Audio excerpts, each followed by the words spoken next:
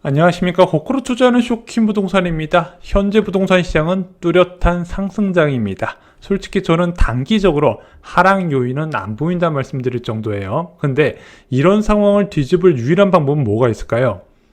제가 자주 말씀드렸죠. 국제유가 폭등이다. 오늘 좀 그와 관련된 소식을 좀 전해드리고자 합니다. 영상 시청 전에 구독과 좋아요, 알람 설정 부탁드립니다. 9월 19일 멤버십 영상에서요, 힐스테이트 관악 센티시엘과 보문 센트럴 아이파크 과연 청약할 가치가 있는지 실수자 입자, 투자자 입장에서 체크를 했고요.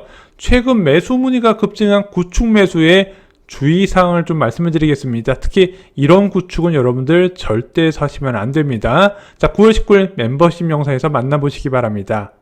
왜 부동산 상승세를 막을 수 있는 것은 국제 유가 폭등일까요?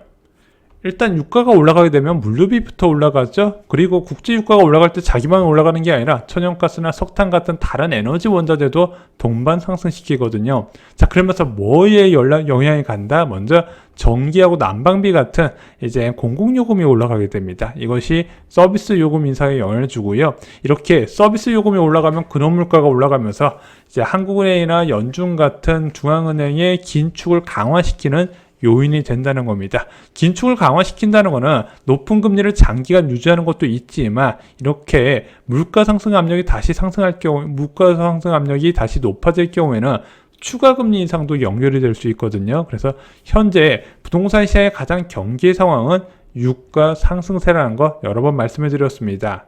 하지만 부동산까지 이 고유가가 영향을 주려면 조건이 있어요. 고유가가 아주 장기간 이어져야 됩니다. 최소 1년 이상 이어져야 돼요. 잠깐 급등하고 하락하면 의미가 없다는 겁니다. 그래서 현재 국제금융시장의 최대 관심은 국제유가예요. 이 국제유가에 따라서 지금 주가 조정도 좀 되고 있죠. 자, 왜냐면 이 국제유가가 긴축 기간을 결정할 거고 추가 긴축 강도까지 결정할 거기 때문에 국제유가에 주목을 하는 겁니다. 그래서 쇼킹부동산도 국제유가에 대해서 최대한 자주 다루고 있어요. 자, 전문가들은 국제유가 전망은 어떻게 하고 있을까요?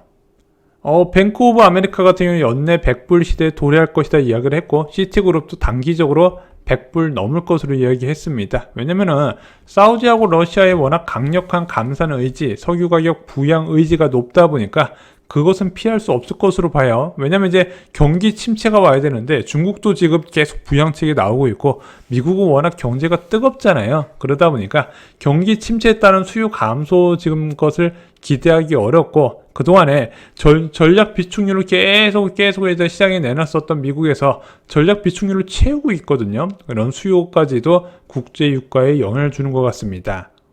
하지만 고유가가 지속될 것인가? 여기엔 좀 의견이 달라지는데 아직까지 고유가의 장기화에 대해서 이야기하는 사람은 많지 않아요. 왜냐면은 증산 가능성도 있거든요. 비오펙 국가에서 대표적으로 베네수엘라가 있습니다. 여기는 바이든 행정부의 제재 완화 가능성, 그래서 현재 일일 원유 생산량이 81만 배럴밖에 안 돼요. 세계 최대 원유 매장 국가인데, 그래서 내년 말에 100만 배럴로 늘어날 가능성, 그리고 제재가 어느 정도 풀냐에 따라서 이보다도 더 높아질 가능성도 충분히 있는 국가입니다. 또 다른 국가는 이란이에요. 자, 2018년 8월에 220만 배럴 생산량에서 이제 현재는 일일 330만 배럴까지 늘어났거든요. 그리고 현재 미국하고 이란하고 또 핵 합의 복원에 대해서 좀 이야기가 나오고 있어요. 이 과정에서 다시 제재가 풀리면 생산량이 더욱더 늘어날 수 있거든요. 그럼 이런 쪽에서 생산량이 늘어나게 되면 즉 감산에 대한 효과가 줄어들지 않을까, 좀 이런 얘기도 나오고 있죠.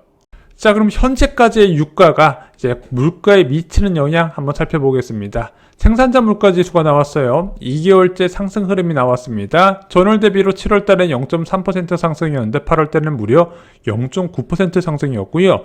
전년 동월 대비로도 7월까지 마이너스 흐름이었는데 8월 달에 바로 1.0% 급등이 나타났습니다. 에너지 가격 급등에 따른 영향이 바로 나타난 거예요. 자, 식료품과 에너지 가격을 제외한 근원 생산자 물가지수, 솔직히 이게 제일 중요하죠. 이것도 상승으로 전환이 됐습니다. 전월 대비로도 상승, 전년 동월 대비로도 상승이었습니다. 전월 대비로는 0.4% 상승, 전년 동월 대비로는 0.5% 상승이었습니다. 자, 이 생산자 물가지수에서 가장 중요한 것을 찾아봐야 될 필요가 있어요. 지금 한국은행에서 물가 지표 볼 때 헤드라인 수치 이야기 안 하고 있죠. 근원 물가만 보고 있거든요. 그 근원 물가에 가장 크게 영향을 주는 게 세 가지가 있어요. 첫 번째 가공식품, 두 번째가 외식 서비스, 세 번째가 바로 전기, 가스, 수도 요금입니다. 자, 이것이 어떻게 변했는지 생산자 물가지수를 보면서 좀 말씀을 드리겠습니다. 자, 가공식품 변화를 미리 알 수 있는 공산품, 음식료품. 자, 8월 달에 4.4% 전년 동월 대비 상승률이 나왔습니다. 자, 5월 달에 7.4%, 6월 달에 6.4%, 7월 달에 4.9%, 점점 낮아지는 흐름이 계속 이어지고 있어요. 자, 0.5%포인트 낮아진 거 확인이 됐죠. 음식점 및 숙박, 전기, 가스, 수도 및 폐기물도 한번 살펴보겠습니다. 먼저 전기, 가스, 수도 및 폐기물, 전년 동월 대비 12.8%로 전월 12.7%보다 상승폭이 줄어들었습니다. 그리고 음식점 및 숙박, 전년 동월 대비 5.2% 상승한 것으로 나왔습니다. 전월에 5.7%보다 0.5%포인트 줄였네요. 얘가 5월 달에 7.1까지 올라갔는데 지금 3개월 연속 큰 폭으로 떨어지는 게 나타나고 있습니다. 자, 특히 올해 10월부터 예상되는 게 바로 작년 4분기에 어마어마하게 올렸던 전기, 가스 요금의 인상 영향이 사라지게 돼요. 물론 물가라는 거는 1년 전과 비교를 하는 거기 때문에 1년 전에 많이 올랐는데 1년이 지났네. 물론 요즘도 비싼 요금이긴 하지만 물가 상승률 측면에서는 물가가 오르지 않은 걸로 체크가 된다는 겁니다. 그래서 이거에 대한 기저 효과가 사라지게 되면 제가 볼 땐 10월부터 2%대 근원 물가로 접근하게 될 거예요. 이것도 한국은행 물가 전망에 다 포함이 되어 있습니다. 물론 변수는 있어요. 이번에 취임한 김동철 한국전력 사장은요, 사채 발행하는 게 한계다. 이제 한전채 발행해가지고 부족한 자금을 메꾸는 것도 이제 한계가 오지 않았냐. 전력산업 생태계가 붕괴가 우려가 되고 있다. 전기요금 올려야 된다. 지금 이렇게 주장을 했어요. 자, 왜냐면 이제 3분기까지만 해도 잠깐 흑자가 전환될 것이다. 왜냐면 전기요금 많이 올렸는데 에너지 가격이 떨어졌기 때문에 흑자가 잠깐 날 줄 알았는데 다시 에너지 가격이 급등하다 보니까 적자가 이어질 것 같다. 아마 제가 볼 때는 최대한 빨리 소폭 인상 계획을 발표할 것 같아요. 이제 총선이 얼마 안 남아서 많이는 못 올리고 일단은 적자를 최대한 줄이는 범위 내에서 소폭 인상 계획이 나올 건데 그게 아마 10월 또는 11월 달에 될 겁니다. 왜냐면 아까 전년 동월 대비 비교했을 때 전기요금 인상 효과가 사라지는 게 10월부터라고 말씀드렸죠. 그럼 이때 소폭 올려도 물가 통계상에서 영향이 적기 때문에 아마 이 시기에 이제 전기요금 인상 계획은 나올 건데 제가 볼 때는 물가 흐름 자체를 바꿀 정도는 아닐 거라고 보여져요. 자, 그리고 오랜만에 금리 이야기도 좀 해보겠습니다. 자, 이 국제유가가 올라간다는 것은 그만큼 긴축의 장기화를 의미하기 때문에 그것이 강달러와 연결되고 또 하나 채권금리 상승에도 영향을 주게 됩니다. 자, 미국 채권금리는 대한민국 채권시장에도 영향을 주게 돼요. 자, 어제 큰 이벤트가 있었어요. 국채 10년물 금리가 4%를 잠깐 돌파했었습니다. 물론 장 마감할 때는 3.96%였지만 채권금리 정말로 많이 뛰었어요. 자, 여러분들 목돈을 이제 금융자산을 사고 싶으신 분들 지금 국채 20년물, 30년물 굉장히 좋은 선택입니다. 이거 사놓으시면 아마 20년, 30년 동안 웃을 수 있어요. 자주 말씀드렸죠. 자, 이제 채권이 중요한 이유는 이제 대한민국 시장금리와 연관이 되는데 지금 대한민국의 부동산 시장에 영향을 주는 주택담보대출금리 어느 정도 나올까요? 최근에 받는 분들 보면 한 4.2에서 4.4%가 나옵니다. 얘가 아마 2분기 때는요 3.8%까지 낮아진 적이 있었는데 지금 꽤 많이 올라간 상황이죠. 근데 이 정도 금리도 지금 시장 참여자들이 적응을 했습니다. 아직까지 크게 영향은 없는데 제가 볼 때는 부동산 시장이 금리에 약간 쇼크를 받으려면 여기서 한 단계는 더 올라가야 돼요. 한 4.7에서 4.8 정도는 되어야 좀 어느 정도 수요 위축이 나타나지 않을까 생각합니다. 하지만 4.2%에서 4.3 정도에서의 대출 금리는요 아직까지 수요를 막는 수준까지는 아닌 것 같습니다. 국제 유가는요 그 누구도 정확하게 예측하기 어렵다고 생각합니다. 왜냐면 얘가 정치적인 요인까지 엮여 있어서 예측은 어려워요. 다만 부동산 시장을 다시 초토화시킬 초고유가의 장기화는 현재까지 전망이 많지 않다는 것을 좀 말씀드리고 싶었습니다. 그리고 거시경제가 부동산 시장에 큰 영향을 줄 때가 있어요. 자, 언제일까요? 이번 2022년처럼 제로금리에서 3% 넘는 고금리가 단기간에 이뤄질 경우에는 거시경제가 부동산 시장을 강하게 때렸던 건 맞습니다. 자, 근데 지금 기준금리가 3.5%잖아요. 국제유가가 많이 올라서 3.5%에서 3.75%가 된다면 어떻게 될까요? 이것 때문에 다시 폭락이 올까요?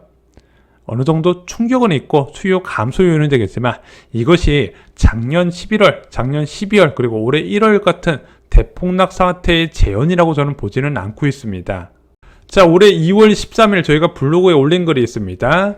자, 이미 거시경제는 부동산 시장에 영향을 줄 만큼 줬다는 게 제 생각입니다. 미국 기준금리가 5%에서 5.5%가 된다고, 한국 기준금리가 3.5에서 3.75%가 된다고, 작년 11월 같은 상황이 재현된다고 보기는 어렵다고 판단을 했습니다. 그래서 지금은 경제 데이터보다 여러분들이 시장에 더 집중을 하셨으면 좋겠습니다. 내 집 마련에 관심 많으신 분들이 자꾸 거시경제 데이터를 지금 많이 확인하시는데 저는 그거보다도 지금 집 앞에 있는 부동산을 한번 더 가시는 게 좋지 않을까 이렇게 말씀을 드리고 싶어요.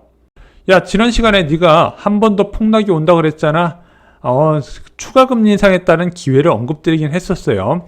11월 달에 금리 인상과 겨울방학이 만나면 일시적으로 기회가 왔었다는 거 이제 과거 사례를 통해서 말씀을 드렸는데 이때 한시적으로 금매가 늘어나는 건 맞아요. 근데 과연 금리를 올릴까요?